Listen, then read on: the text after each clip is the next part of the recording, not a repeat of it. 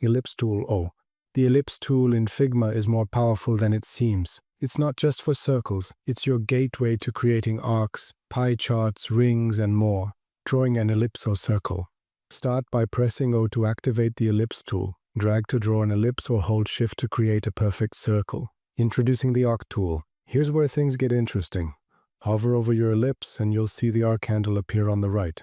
Drag the handle up or down to create an arc and adjust the sweep measured in percentages. Exploring arc handles. Once you've adjusted the arc, 3 handles appear. The sweep handle, which controls the arc size, the start handle, which determines where the arc begins, the ratio handle, located in the center, allowing you to transform the shape into a ring, creating a closed ring. To create a closed ring, drag the arc handle to form a pie shape, adjust the ratio handle to set the ring's thickness, use the sweep handle to match the start handle, closing the shape. The ellipse tool is a versatile tool for your design projects. From charts to stylish shapes, it's a must-know for every designer.